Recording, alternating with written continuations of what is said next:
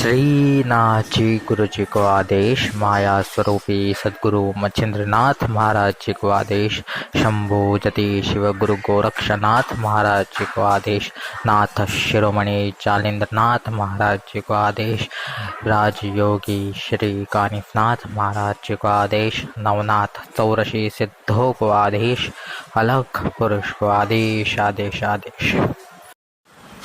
गुरु ना मांगे तेरी धन दौलत, गुरु ना पूछे तेरी जात, गुरु को प्यारा शिष्य वही जो माने गुरु की हर बात। तर हे विधान मी आज व्हिडिओच्या पहिल्याच सांगतोय. याचं कारण व्हिडिओच्या शेवटीपर्यंत तुम्हाला नक्कीच कळेल. तर मागच्या वेळी कथा अशी झालेली की श्री मच्छिंद्रनाथ हे आपल्या वडिलांच्या घरातून पळून आले.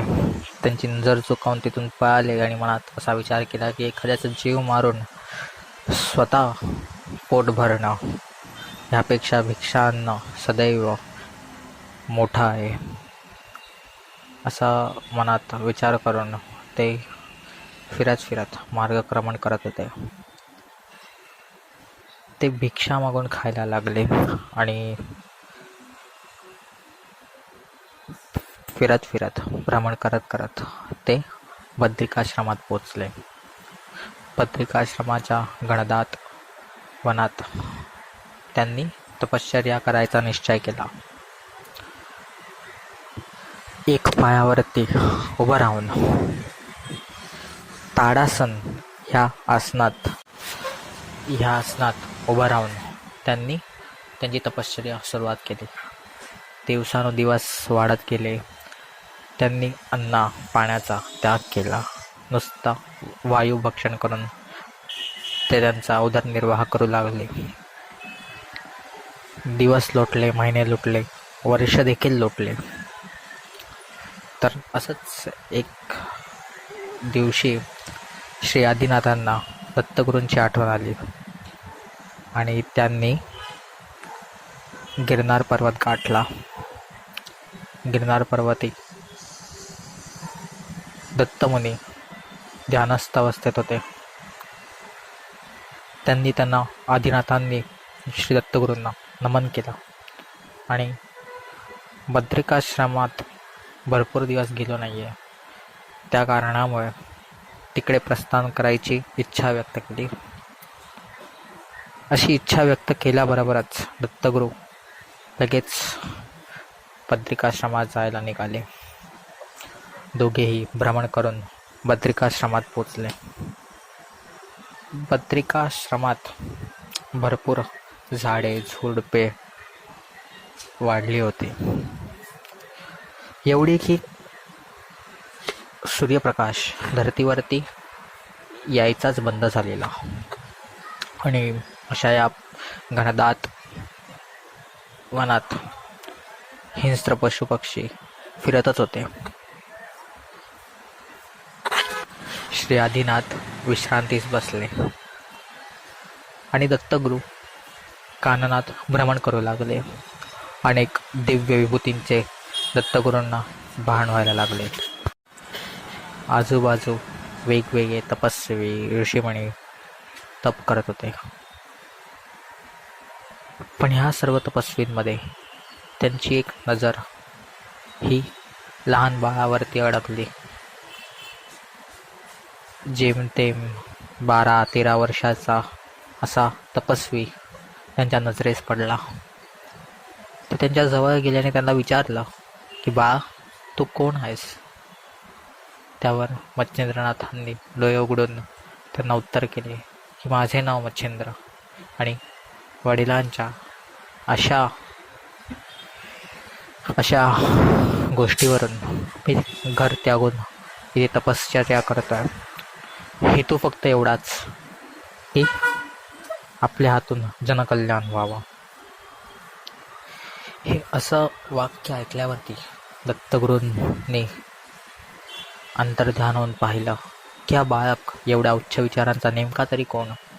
तेव्हा त्यांना समजलं की हा बाळक पूर्वीचा कवी नारायण आणि त्याने अवतार घेऊन ह्या जगात मच्छिंद्र नावाने तो सगळीकडे मिरवणार आहे.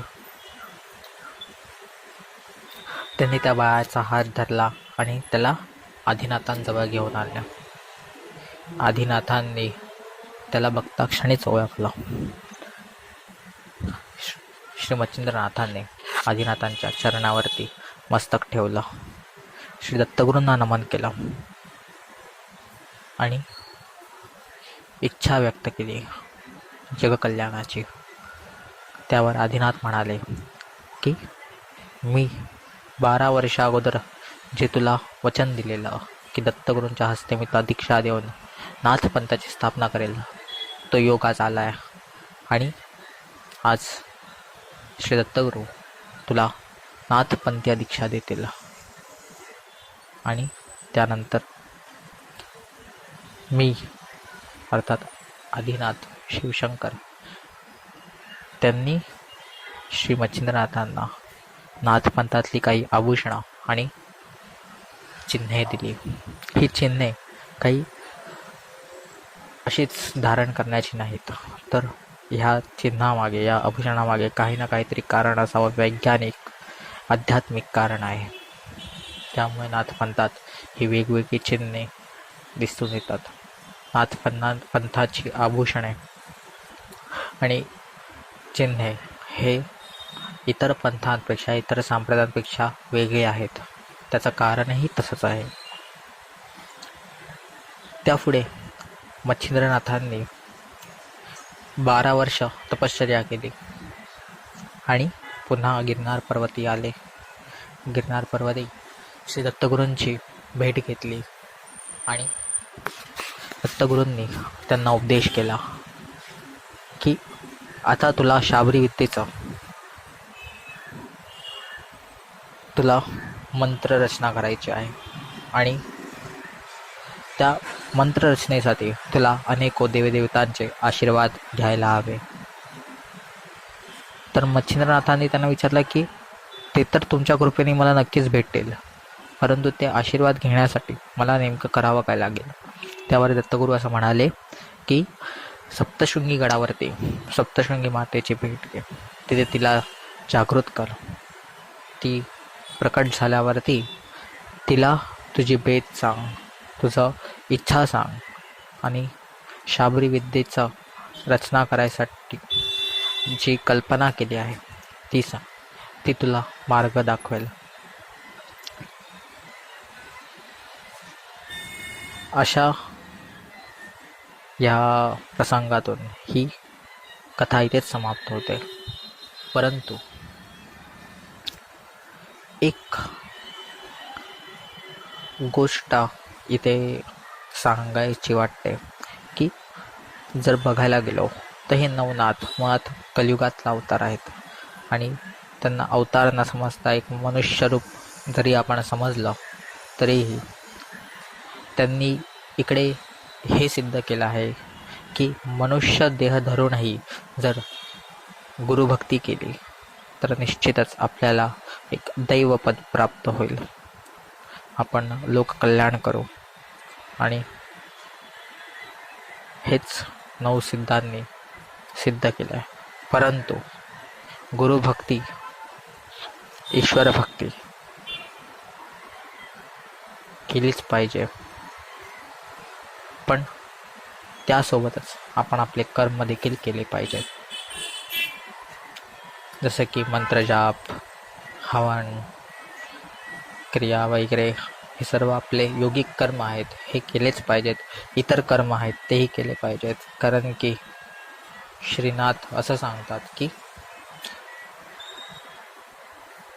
बिन मांगे मोती मिले, मांगे मिले ना भीक, कर्म करो साफल मिले, यही है नाथ सिद्धों की सीख. यावर मी माझा आजचा व्हिडिओ इथेच संपवतो. तर आज पुरतं एवढंच. जर व्हिडिओ आवडली असेल तर लाईक करा, शेअर करा, चॅनलवर नवीन असाल तर सबस्क्राईब करा. सर्वांनाच आनंदी, निरोगी आणि उदंड आयुष्य नाथ महाराज प्रदान करत हीच श्री गुरुवर्य मच्छिंद्रनाथांच्या चरणी प्रार्थना. अलख निरंजन आदेश.